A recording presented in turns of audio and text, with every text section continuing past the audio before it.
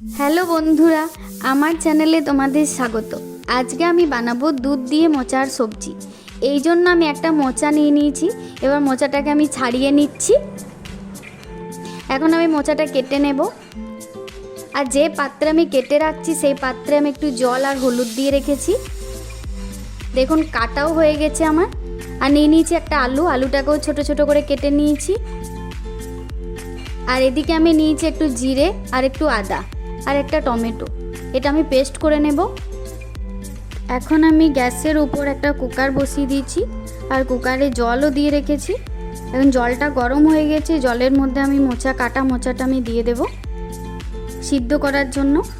আর আলু যেটা কেটে রেখেছিলাম সেটাও আমি দিয়ে দেব।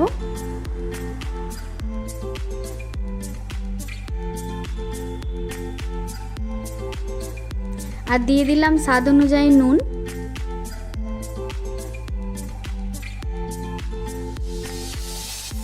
আর একটু হলুদ।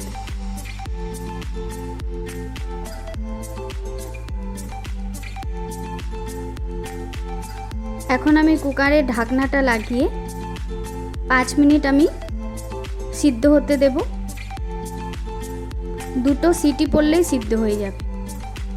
এবার আমি কড়াই বসিয়ে দিয়েছি। কড়াইয়ে দিয়ে দিলাম আমি একটু তেল। আর তেলের উপর দিলাম একটু কালো জিরে, একটা তেজপাতা, একটু হিং,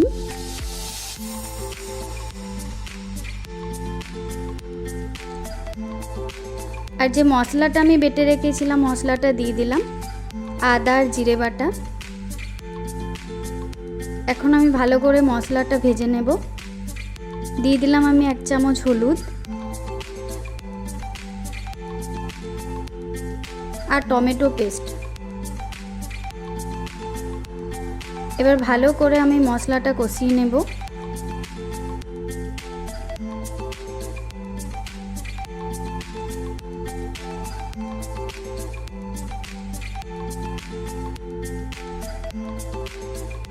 মশলার উপর দিয়ে দিলাম একটু কাশ্মীরি লঙ্কা গুঁড়ি।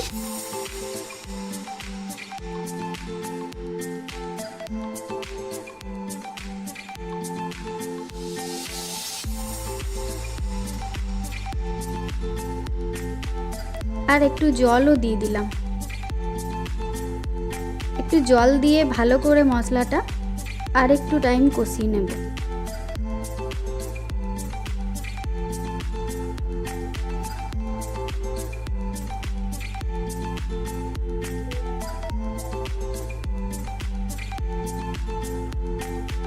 দিয়ে দিলাম একটু চিনি। এইভাবে মশলাটা কষিয়ে রান্না করলে সবজি আরো ভালো হয়।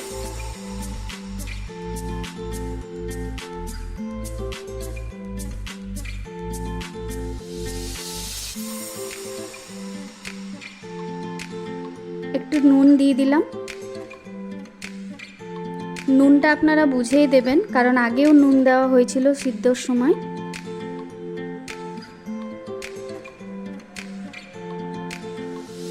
দেখুন মশলাটা হয়ে এসেছে।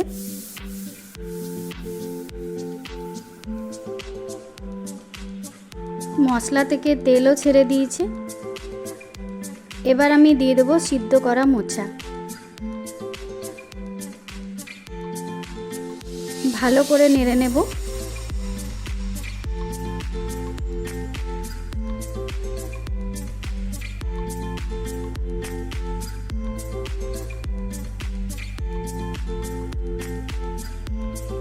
মশলার সাথে ভালো করে মোচাটা একটু নেড়ে নিয়ে তারপর একটা ঢাকনা চাপা দিয়ে দেব।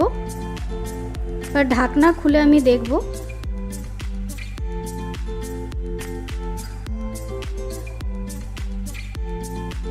এবার আমি দিয়ে দেবো 1 কাপ দুধ।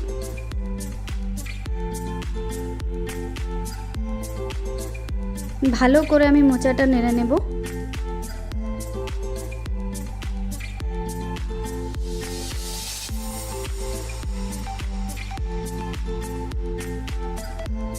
দেখুন হয়ে এসেছে। দিয়ে দিলাম আমি একটু গরম মশলা।